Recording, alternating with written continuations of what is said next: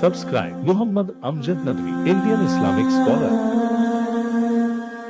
أعوذ بالله من الشيطان الرجيم بسم الله الرحمن الرحيم إنا جعلنا في أعناقهم أغلالا فهي إلى الأذقان فهم مقمحون وجعلنا من بين أيديهم سدا ومن خلفهم سدا فأغشيناهم فهم لا يبصرون وسواء عليهم أأنذرتهم أم لم تنذرهم لا يؤمنون إنما تنذر من اتبع الذكر وخشي الرحمن بالغيب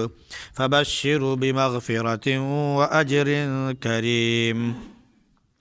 إنا نحن نحيي الموتى ونكتب ما قدموا وآثارهم وكل شيء أحصيناه في إمام مبين.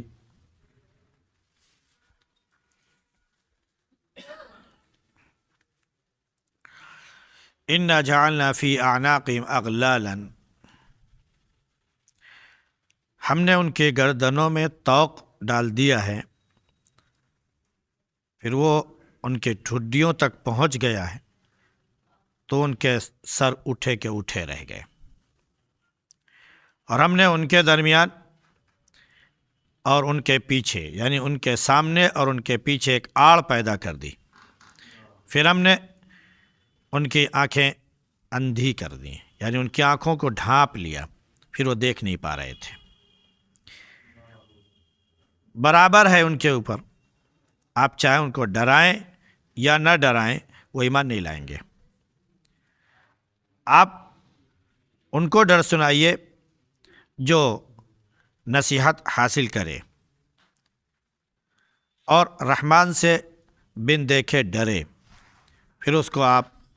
خوشخبری سنا دیجئے مغفرت کی اور عمدہ اجر کی۔ ہم مردوں کو زندہ کرتے ہیں اور لکھتے بھی جاتے ہیں وہ جو انہوں نے کیا ہے اور ان کے نشانوں کو بھی، اور ہر چیز کو ہم نے واضح کتاب میں سمو دیا ہے، شامل کر دیا ہے۔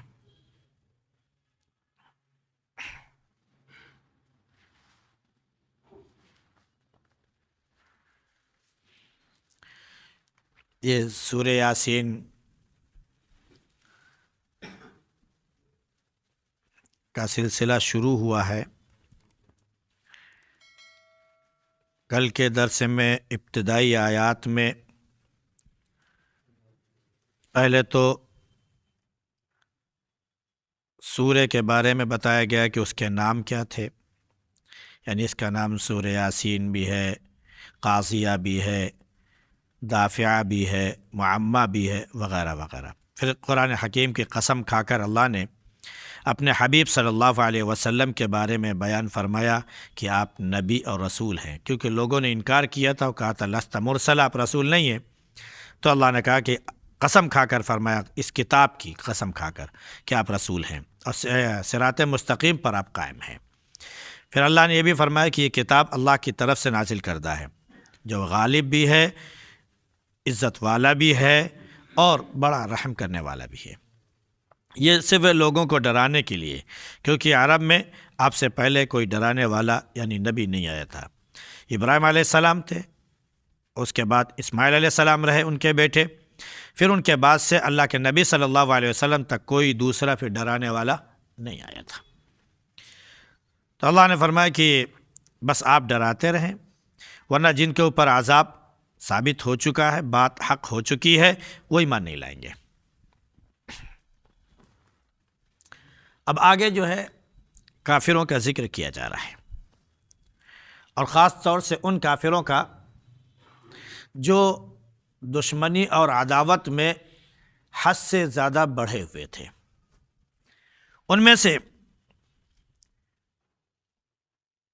اللہ کے نبی صلی اللہ علیہ وسلم کا ایک چچا ابو جہل بھی تھا، ابو لہب تو تھا ہی، ابو جہل بھی تھا، دوسرے ولید بن مغیرہ تھا، اور بھی اسی طرح بہت سے لوگ تھے۔ انہی میں سے ایک شخص تھا جو ایک مخزومی نام کا شخص تھا، قبیلہ مخزوم کا تھا، تو اس کو مخزومی کہا جاتا تھا۔ یہ سب جو ہے اللہ کے نبی صلی اللہ علیہ وسلم کے بہت سخت ترین دشمن تھے۔ ان سب نے ایک اعتبار سے قسم کھائی تھی کہ اللہ کے نبی صلی اللہ علیہ وسلم کو جہاں بھی دیکھیں گے، جس جگہ دیکھیں گے، نعوذ باللہ آپ کو قتل کر دیں گے، یعنی آپ کو شہید کر دیں گے۔ تو ایک مرتبہ اللہ کے نبی صلی اللہ علیہ وسلم نماز پڑھ رہے تھے حرم شریف میں، یعنی کعبے میں۔ آپ نماز پڑھ رہے تھے تو ابو جہل چونکہ قسمیں کھایا کرتا تھا کہ میں محمد کو جہاں دیکھوں گا وہیں اسے پتھر سے کچل کچل کر ماروں گا۔ اللہ کے نبی صلی اللہ علیہ وسلم نماز پڑھ رہے تھے، ابو جہل وہاں آیا تو لوگوں نے کہا کہ ابو جہل تم قسمیں کھایا کرتے تھے، وہ دیکھو سامنے محمد ہے۔ کہا اچھا میں ابھی ان کو قتل کرتا ہوں۔ وہیں پر ایک پتھر پڑا ہوا تھا، اس پتھر کو اس نے جیسے ہی اٹھایا کہ نعوذ باللہ اللہ کے نبی صلی اللہ علیہ وسلم کے سر پر وہ دے مارے اور آپ ختم ہو جائیں، نعوذ باللہ آپ شہید ہو جائیں، تو اللہ رب العزت نے کیا کیا کہ اس نے جیسی پتھر ہاتھ میں لیا اور اوپر اٹھایا، اللہ رب العزت نے اس کا ہاتھ اوپر کا اوپر ہی رکھ دیا، وہ نیچے ہی نہیں آیا، اور وہیں سے اس کے کیا بولتا ہے کہ ہاتھ سے پتھر چھٹا اور اسی کے ہاتھ پر لگا، لیکن اس کا ہاتھ اوپر ہی رہ گیا، نیچے نہیں آیا۔ اسی کی طرف اللہ نے اشارہ فرمایا کہ اِنَّا جَعَلْنَا فِي أَعْنَاقِهِمْ أَغْلَالًا، ہم نے ان کے ہاتھ کو جو ہے گلے کے طوق میں ڈال دیا، ان کے گردنوں میں جو ہے ہم نے طوق ڈال دیا، یعنی ہاتھ کو ایسا باندھ دیا کہ بالکل باندھا کا باندھا رہ گیا، ہل بھی نہیں سکتا تھا۔ ایک موقع پر اس کا ساتھی تھا مخزومی، اس نے بھی دوسرے دن یا تیسرے دن کہہ لیجئے ایک موقع پر دیکھا کہ اللہ کے نبی صلی اللہ علیہ وسلم نماز پڑھ رہے ہیں، تو اس نے ابو جہل سے کہا کہ دیکھو وہ محمد ہیں، جاؤ قتل کرو، قسمیں کھایا کرتے تھے۔ تو پتھر اٹھایا اس نے تو کہہ رہا ہے کہ ہم کو تو دکھائی نہیں پڑ رہا ہے، کہاں ہے محمد، ہم کو دکھائی نہیں پڑ رہے، کہاں ہے؟ اللہ نے فرمایا کہ ہم نے گردن میں طوق ڈال دیا، اور وہ طوق ایسے ہوا کہ جیسے مجرم کو سزا دی جاتی ہے تو اس کے اوپر لوہے کی کوئی چیز ایسی باندھی جائے گردن میں کہ اس کی گردن جو ہے اوپر کو اٹھ جائے، پھر وہ نیچے یا ادھر ادھر نہ ہونے پائے۔ تو اس کی گردن ایسے اٹھی تو اوپر اٹھی کہ اٹھی رہ گئی اور نیچے نہیں ہو رہی تھی، اور کہہ رہا تھا محمد کا ہم کو دکھاؤ ذرا، محمد کا ہم کو دکھاؤ۔ اللہ کے نبی صلی اللہ علیہ وسلم اس کو دکھائی نہیں پڑ رہے تھے۔ اللہ نے فرمایا فَهِيَ إِلَى الْأَسْقَانِ، گردنوں تک ان کی طوق ایسے پڑی ہوئی تھی کہ ان کی گردنیں اٹھی رہ گئی تھوڑی، تو گردنوں تک جب پڑی فَهُمْ مُقْمَحُونَ، اوپر اٹھے رہ گئی، دکھائی نہیں پڑ رہا تھا۔ تو مخزومی سے آ کے اس نے کہا کہ محمد مجھے دکھائی نہیں پڑ رہے ہیں۔ کہا اچھا ہم جا رہے ہیں، وہ ہیں سامنے۔ چنانچہ وہ آیا، کہا کہ اسی پتھر سے میں محمد کو ماروں گا، سر کچلوں گا۔ چنانچہ وہ آگے بڑھا، جب اس نے پتھر اٹھایا اس کے اوپر بھی وہی کیفیت حالت، گردن اٹھی کہ اٹھی رہ گئی، ہاتھ اوپر کا اوپر رہ گیا، اور کہہ رہا مجھے محمد دکھائی نہیں پڑ رہا ہے، کام کو دکھاؤ۔ آگے اپنے ساتھیوں کو بتایا، کھیل ختم، قتل نہیں کر سکے۔ ایک موقع پر ایسے ہوا کہ بہت سے لوگ موجود تھے، انہوں نے اللہ کے نبی صلی اللہ علیہ وسلم کے بارے میں کہا، جس میں سے ابو جہل بھی تھا، مخزومی تھا، ولید بن مغیرہ تھا، وغیرہ وغیرہ، ایسے بہت سے لوگ تھے۔ ان سب نے گویا کہ جو قسمیں کھائی تھی کہ اللہ کے نبی صلی اللہ علیہ وسلم کو قتل کریں گے، تو یہ باری باری وہاں پر آئے اور وہ ایک ساتھ اللہ کے نبی صلی اللہ علیہ وسلم کو قتل کرنے کے لیے گئے حرم میں، تو دیکھ نہیں پائے۔ اللہ کے نبی صلی اللہ علیہ وسلم نماز پڑھ رہے تھے، ان کو صرف آپ کی آواز سنائی پڑ رہی تھی، آپ کی آواز سنائی پڑ رہی تھی، اور اس آواز کی طرف یہ لپکتے تو آواز دوسری طرف سے سنائی پڑنے لگ جاتی، یعنی ان کو اب دکھائی تو پڑ نہیں رہا تھا، آنکھیں کھلی ہوئی ہیں، ایسا نہیں تھا کہ آنکھیں بند ہو گئی، آنکھیں کھلی ہوئی ہیں۔ اللہ رب العزت نے ایسا پردہ حائل کر دیا کہ وہ اللہ کے نبی صلی اللہ علیہ وسلم کو نہیں دیکھ سکتے تھے، ہر چیز نظر آ سکتی تھی، اللہ کے نبی صلی اللہ علیہ وسلم ان کو دکھائی نہیں پڑتے تھے۔ تو آپ نماز پڑھ رہے ہیں تو آواز سے وہ دیکھتے کہ اللہ کے نبی ادھر ہیں، تو پتھر لے کے آپ ادھر جاتے تو آواز دوسری طرف سے آنے لگتی، پیچھے سے پلٹتے ادھر تو ادھر سے آواز آنے لگتی، وہ اسی میں گھومتے رہے پھرتے رہے کہ ادھر سے آواز آ رہی، ادھر سے آواز آ رہی، ادھر سے آ رہی، ادھر سے آ رہی ہے۔ نتیجے کے طور پر سب ناکام و نامراد واپس ہو گئے، کوئی اللہ کے نبی صلی اللہ علیہ وسلم کو قتل نہیں کر سکا، کوئی نہیں مار سکا۔ اور ایک موقع پر تو جب تمام عرب کے لوگوں نے، تمام سرداروں نے، تمام قبائل نے آپس میں مشورہ کیا کہ اللہ کے نبی صلی اللہ علیہ وسلم کو نعوذ باللہ قتل کر دیا جائے، تو اللہ رب العزت نے، چونکہ آپ نے ہجرت کا ارادہ فرما لیا تھا اللہ کے حکم کی وجہ سے، اور آپ نے اپنی جگہ حضرت علی رضی اللہ عنہ کو سلا دیا تھا، تو علی رضی اللہ عنہ سے کہا کہ آپ کو کوئی نقصان نہیں پہنچے گا، اور وہ بے خوف قدر آپ صلی اللہ علیہ وسلم کی چادر اوڑھ کر سو گئے۔ ان لوگوں نے گھر کے باہر گویا کہ دونوں طرف سے ایک قطار بنا لی کہ جیسے ہی اللہ کے نبی صلی اللہ علیہ وسلم دروازہ کھولیں گے اور نماز پڑھنے کے لیے صبح باہر آئیں گے، فوراً ہم سب مل کر ایک ساتھ اللہ کے نبی صلی اللہ علیہ وسلم پر حملہ بول دیں گے اور قتل کر دیں گے۔ یہ اس لیے کیا تھا کہ اگر ایک آدمی قتل کرے گا تو قبیلے والے جو ہے وہ خون مانگیں گے کہ ہم کو خون کا بدلہ خون چاہیے، تو پھر دیت دینی پڑے گی، یا پھر اس کو قتل کیا جائے گا وغیرہ وغیرہ، یا تو سزا میں قتل کیا جائے گا۔ اگر قبیلے والوں نے کہا نہیں اچھا ہم کو معاوضہ مل جائے تو ان کو دیت دے دی جائے گی، لیکن یہ ایک آدمی کے اوپر آ جائے گا۔ اور جب سارے قبیلے کے لوگ ایک ساتھ قتل کریں گے تو قبیلہ قریش جو ہے یہ چھوٹا قبیلہ پڑ جائے گا، پھر یہ سب سے دیت نہیں مانگ سکتا ہے، سب ان کے اوپر حاوی ہو جائیں گے۔ تو تقریباً 40 سے زیادہ نوجوانوں کو جو ہٹے کٹے تھے ان کو کھڑا کیا کہ ایک ساتھ تم مل کر جو ہے اللہ کے نبی صلی اللہ علیہ وسلم کو قتل کر دو۔ اللہ کے نبی صلی اللہ علیہ وسلم کو حکم ہوا کہ آپ ہجرت کر جائیے۔ آپ صلی اللہ علیہ وسلم اپنے گھر سے نکلے اور یاسین پڑھتے ہوئے نکلے، اور یہ جو ہے آیت جب پہنچے وَجَعَلْنَا مِن بَيْنِ أَيْدِيهِمْ سَدًّا وَمِن خَلْفِهِمْ سَدًّا فَأَغْشَيْنَاهُمْ فَهُمْ لَا يُبْصِرُونَ، تو ان کی آنکھیں اندھی ہو گئیں۔ آپ صلی اللہ علیہ وسلم نے ایک مٹھی مٹی لی اور سورہ یاسین کی آیتیں پڑھی اور ان کے اوپر یوں مارا تو سب کے سروں پر مٹی پڑی اور سب کی آنکھوں میں مٹی پڑی۔ اب وہ مل رہے ہیں ایسے ایسے، اب آنکھیں پھاڑ پھاڑ کے دیکھ رہے ہیں، کہیں ایسا نہ ہو کہ ہماری آنکھیں ملتے ہوئے رہیں، ہم رہ جائیں اور اللہ کے نبی درمیان سے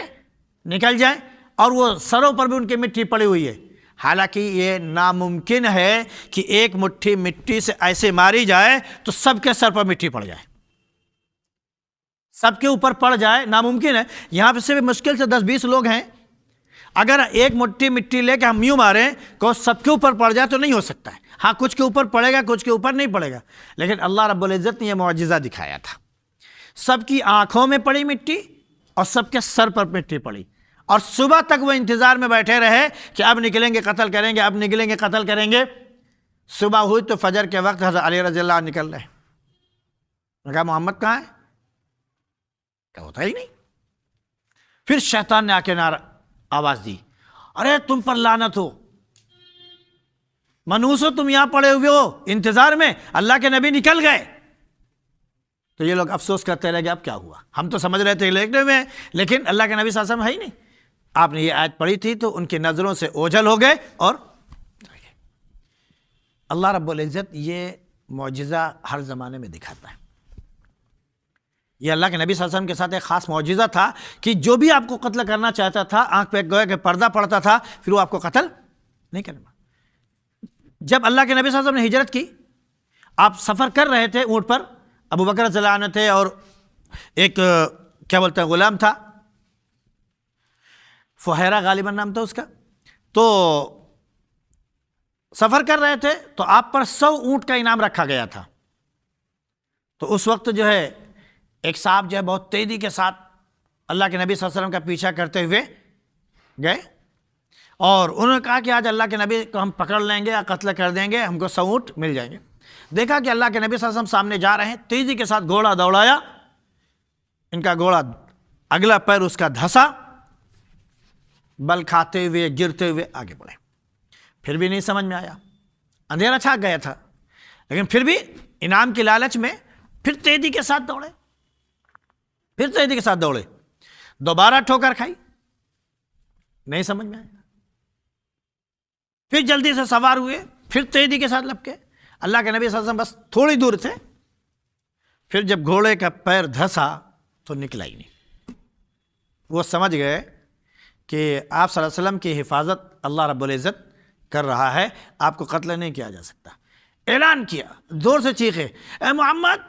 رک جائیے ذرا۔ آپ صلی اللہ علیہ وسلم رکے، کیا بات ہے؟ کہا مجھے امان لکھ دیجیے، میں تو آپ کو قتل کرنے کے لیے آیا تھا،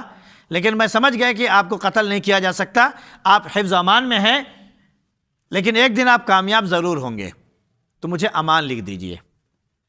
تو آپ صلی اللہ علیہ وسلم نے ان کو امان نامہ لکھ کے دیا کہ تم کو حفظ امان میں رکھا جاتا ہے، تمہارے اوپر کوئی ظلم ذاتی نہیں ہوگی۔ اس کے بعد فرمایا ذرا سوچو اس وقت تمہارا کیا حال ہوگا جب قیصر و کسریٰ کے کنگن، جس کو بادشاہ روم ایران کے بادشاہ جس کنگن کو پہنا کرتے ہیں، ان کا کنگن جب تمہارے ہاتھوں میں ہوگا، اس وقت تمہارا کیا عالم ہوگا؟ بتا سکتے ہو؟ کوئی سوچ بھی نہیں سکتا تھا کہ اللہ کے نبی صلی اللہ علیہ وسلم اپنی جان کی حفاظت کے لیے ہجرت کر رہے ہیں اور پیشن گوئی کہاں کے کر رہے ہیں کہ قیصر و کسریٰ کا کنگن تمہارے ہاتھ میں ہوگا جو قتل کرنے آیا ہے۔ حضرت عمر رضی اللہ عنہ کے دور میں جب فتح ہوا پورا علاقہ تو وہاں کا تاج، کنگن، وہ ساری چیزیں آئیں۔ حضرت عمر رضی اللہ عنہ نے بلایا کہ اللہ کے نبی کی یہ پیشن گوئی تھی، اور ان سے کہا کہ اس کو تم اپنے ہاتھوں میں پہنو۔ پہنا انہوں نے، تو معلوم یہ ہوا کہ اللہ کے نبی صلی اللہ علیہ وسلم کو قتل نہیں کر سکتے۔ یہ اللہ رب العزت نے افغانستان کی جنگ میں ملا عمر کے ساتھ بھی کیا ہے۔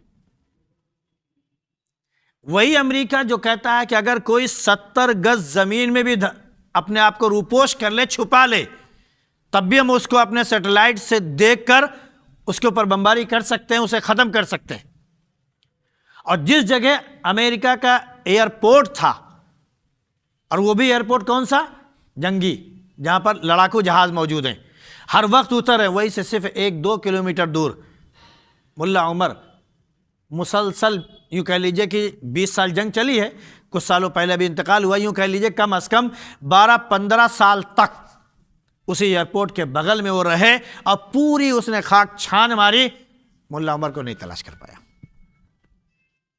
وَجَعَلْنَا مِن بَيْنِ أَيْدِيهِمْ سَدًّا وَمِن خَلْفِهِمْ سَدًّا، سیٹلائٹ غائب، اس کے تمام کام کرنے والے آلے بیکار، جہاز بیکار، ان کے تمام مخبریں جو ہیں وہ بیکار، ان کی ایجنسیاں بیکار۔ اللہ نے کہا سامنے اور پیچھے سب ہم نے پردہ ڈال دیا، وہ دیکھ نہیں سکتے۔ اللہ کے نبی صلی اللہ علیہ وسلم کے ساتھ بھی ہوا، آپ کے امتیوں کے ساتھ بھی ہوتا ہے۔ اللہ جن کی حفاظت کرتا ہے ایسی حفاظت کرتا ہے۔ اور بھی بہت سے واقعات اس طرح کے موجود ہیں، سید احمد شہید کا واقعہ بھی موجود ہے، وغیرہ وغیرہ۔ تو اللہ نے فرمایا کہ ہم نے ان کے درمیان آڑ پیدا کر دی ہے، اب وہ دیکھ نہیں سکتے ہیں۔ اس کے بعد فرمایا اللہ نے کہ اب یہ حجت تمام ہو گئی ہے، نبی نے ڈرا دیا، بتا دیا، حجت تمام ہو گئی، اب چاہے ان کو بتایا جائے یا نہ بتایا جائے، یہ ایمان لانے والے نہیں ہیں۔ اللہ نے فرمایا کہ بس ان کو ڈرائیے جو نصیحت حاصل کر رہے ہیں اور غیب کو دیکھتے ہوئے، یعنی بن دیکھے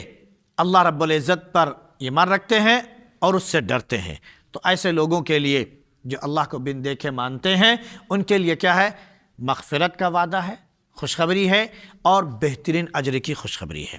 اللہ رب العزت مردوں کو زندہ کرے گا، اور یہ بھی فرما رہا ہے کہ جو لوگ موجود ہیں، جو عمل کرتے ہیں، ہم اس کو برابر لکھے جا رہے ہیں، برابر ہر عمل انسان کا لکھا جا رہا ہے۔ ہم یہاں پر بیٹھے ہوئے ہیں، یہ بھی لکھا جا رہا ہے، ہم یہاں سے چلیں گے وہ بھی لکھا جا رہا ہے۔ ایک ایک لمحے کا عمل، ایک ایک لمحے کا ہمارا قدم بڑھانا اور اٹھانا اور چلنا اور پھرنا، کہنا سننا، ہر چیز ایک ایک چیز لکھی جا رہی ہے۔ تو اللہ رب العزت نے فرمایا کہ ہم لکھے جا رہے ہیں، اور ان کے آثار بھی لکھ رہے ہیں، ان کی نشانیاں بھی لکھ رہے ہیں، یہ جو انہوں نے پیش کر دیا آگے۔ جب تک انسان زندہ ہے وہ جو بھی کر رہا ہے وہ لکھا جا رہا ہے، مرنے کے بعد بھی کچھ چیزیں ہیں جو لکھی جاتی ہیں، چاہے وہ نیک عمل ہو چاہے وہ برا عمل ہو۔ اللہ کے نبی صلی اللہ علیہ وسلم نے ایک موقع پر فرمایا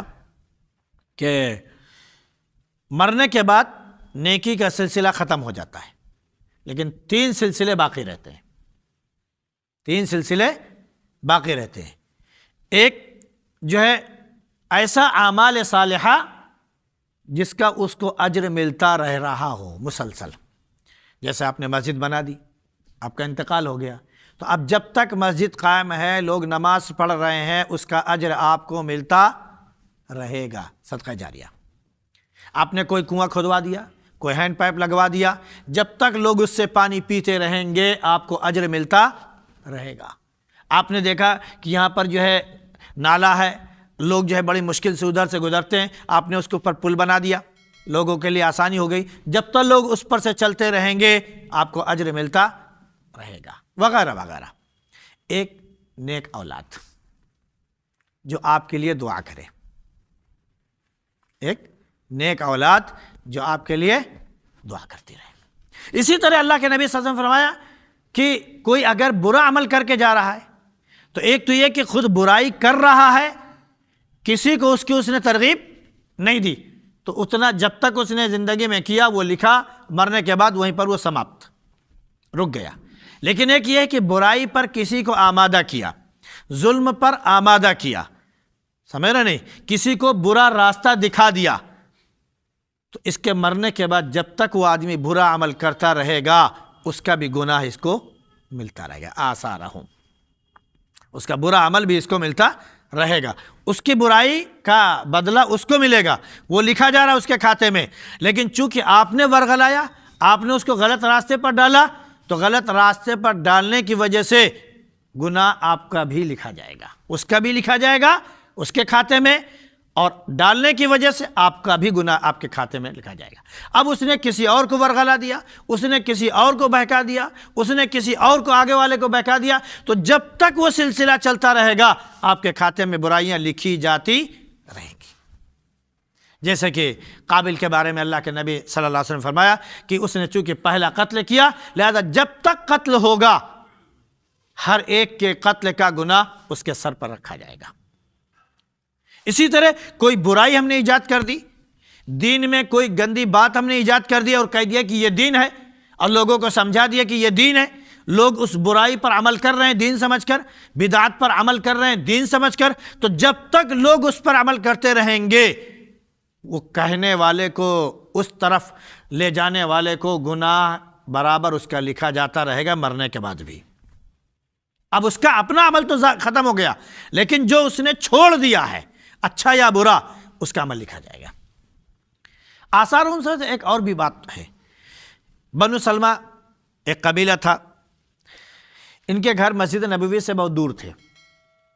اور ان کی زمین مسجد نبوی سے قریب تھی، جیسے کھیت کھلیان باغات وغیرہ، تو انہوں نے سوچا کہ اتنی دور سے ہم کو نماز پڑھنے کے لیے آنا پڑتا ہے، تو ان لوگوں نے ارادہ کیا کہ ہم لوگ مسجد کے پاس اپنا گھر بنا لیں۔ اللہ کے نبی صلی اللہ علیہ وسلم کو معلوم ہوا تو آپ نے فرمایا کہ تم لوگ وہیں رہو، تم لوگ وہیں رہو، وہاں سے یہاں تک جو تم چل کر آتے ہو ہر ایک قدم کا جو تمہارا نشان ہے اس کا اجر لکھا جاتا ہے۔ ایک آدمی 10 قدم چل کر آیا تو اس کو 10 قدم کا ثواب، ایک آدمی 15-20 قدم چل کر آیا تو اس کو 15-20 کا ثواب ملے گا، ایک آدمی 100 قدم چل کر آیا تو اس کو 100 قدم کا ثواب ملا ہے، ایک آدمی 1000 قدم چل کر آیا تو اس کو 1000 قدم کا ثواب ملے گا۔ نماز کا اجر اپنی جگہ ہے، اتنی دور جو چل کر آیا اس کا اجر مزید بڑھتا، جو جتنی دور سے آئے گا اتنا ہی زیادہ اس کا اجر بڑھتا چلا جائے گا۔ اسی طرح ایک آدمی ہے، اذان سنی، اپنے جگہ نماز پڑھ کے وہ سو گیا، اپنے کام میں مصروف ہو گیا، اتنا ہی اس کو اجر ملے گا۔ لیکن ایک شخص جماعت میں آ رہا ہے تو اس کا اجر بڑھ جائے گا، جماعت کے انتظار میں بیٹھا ہوا ہے اس کا اجر بڑھ جائے گا۔ ایک شخص بالکل اذان ہوئی اور اس وقت آیا اور سنت پڑھی اور اس کے بعد جماعت کا انتظار کر رہا ہے، تو سنت پڑھنے اور جماعت تک کا جو وقت ہے وہ اس کا گویا نماز کا اس کا سلسلہ لکھا جا رہا، نیکیاں اس کی بڑھتی جا رہی۔ اور ایک وقت آیا کہ ایک آدمی صرف عین جماعت کے وقت میں پہنچا تو ہاں جماعت کا اس کو ثواب ملے گا، لیکن جو 15 منٹ انتظار کا تھا وہ اس کو نہیں ملے گا، وہ اس کو ملے گا کیونکہ اس نے انتظار کیا نماز کا۔ جو شخص نماز کے انتظار میں ہوتا ہے اس کو نماز کا پورا پورا ثواب ملتا رہتا ہے، وغیرہ وغیرہ۔ تو یہ آثارہم ہے، تو آثارہم اچھے بھی ہو سکتے ہیں اور برے بھی ہو سکتے ہیں، جس نے جیسا کیا ویسے اس کو مل جائے گا۔ اللہ نے فرمایا کہ ہم نے یہ ہر چیز کو جو ہے واضح کتاب میں محفوظ کر دیا ہے۔ اب واضح کتاب کیا ہے؟ واضح کتاب ایک تو لوح محفوظ ہے، جہاں پر ہر چیز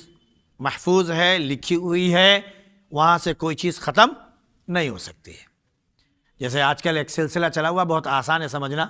کہ ایک یہ تھا کہ چلو کمپیوٹر ہے، اس میں آپ کے پاس میموری موجود ہے نا، ہارڈ ڈسک کی شکل میں، یا کیا بولتے ہیں کہ اور دیگر اس میں جو موجود ہے، تو اس شکل میں جو آپ کے پاس موجود ہے آپ نے اس میں اپنے ڈیٹا محفوظ کر دیے، لیکن اگر وہ خراب ہو جائے تو پھر بیکار ہو گیا۔ آپ کے ہارڈ ڈسک خراب ہو جائے تو آپ کے کمپیوٹر کا وہ کیا ہوا؟ بیکار ہو گیا۔ لیکن ایک سلسلہ چلا ہے، نیٹ کا سلسلہ، آپ جو چاہیں نیٹ پر لے جا کے محفوظ کر دیں۔ آپ کا کمپیوٹر ایک مرتبہ نہیں 1,00,000 بار ختم ہو جائے، ضائع ہو جائے، آپ ایک کی جگہ دوسرا کمپیوٹر لائیں، اس کی جگہ تیسرا لے آئیں، لیکن جیسے ہی آپ اپنا نیٹ کھولیں گے تڑ سے سارا ڈیٹا آپ کے سامنے آ جائے گا، وہاں پر کوئی چیز ختم نہیں ہوتی، محفوظ ہو جاتی ہے جا کے۔ بالکل یہی سلسلہ سمجھ لیجئے، اللہ رب العزت نے گویا کہ یہ عمل کے ذریعے، انسان کی اس ایجاد کے ذریعے یہ بتا دیا کہ لوح محفوظ ہمارے پاس ایسا نیٹ موجود ہے کہ جہاں پر کبھی ڈیٹا ختم نہیں ہوتا ہے، وہاں سے کبھی ماند نہیں پڑے گا کہ اس کو گھن لگ گیا، اس کو یہ ہو گیا، اس کو وہ ہو گیا، ساری چیزوں سے وہ محفوظ ہے۔ دوسرے یہ کہ امام مبین سے مراد ہمارے اعمال نامے جو ہے ان کا جو دفتر ہے، رجسٹر ہے، جو فرشتوں کے پاس محفوظ ہے، محافظ خانے میں ان کے پاس رکھا ہوا ہے، وہ مراد ہے کہ وہاں پر موجود ہے، وہاں سے کوئی چیز ضائع نہیں ہو سکتی ہے۔ وہاں پر جب انسان اپنے اعمال دیکھے گا تو کہے گا کہ ما لی ھذا الکتاب، اس رجسٹر کو کیا ہو گیا ہے؟ لا یغادر صغیرۃ ولا کبیرۃ الا احصاها، چھوٹا گناہ ہو بڑا گناہ ہو کوئی چیز اس نے نہیں چھوڑی ہے، سب کچھ اس میں لکھا ہوا موجود ہے، انکار نہیں کر سکتا۔ وقت لکھا ہوگا اور کیا بولتے ہیں جگہ لکھی ہوگی، اگر اس کا انکار کرے گا تو اس کا فوٹیج بھی دکھایا جائے گا، لو یومئذ یصدر الناس اشتاتا لیروا اعمالهم، لو تم کہہ رہے ہو کہ ہم نے وہاں پر فلاں جگہ یہ کام کیا ہی نہیں، لو تمہاری تصویر دیکھو چل رہی ہے، یہ دیکھو اپنی ویڈیو دیکھ لو، انسان دیکھ لے گا۔ تو ہر چیز وہاں پر محفوظ ہے۔ تو اس دن سے ہم ڈریں اور رب سے ڈریں۔ اگر ہم رب سے ڈرتے ہیں اور نیک عمل کرتے ہیں تو انشاءاللہ اس کا اجر ہمیں ملے گا۔ اللہ ہم سب کو کامیاب بنائے اور اپنے دین پر چلنے کی توفیق نصیب فرمائے۔ سبحان اللہ بحمدی، سبحانک اللہم وبحمدک، ونشہد ان لا الہ الا انت نستغفرک ونتوب الیک۔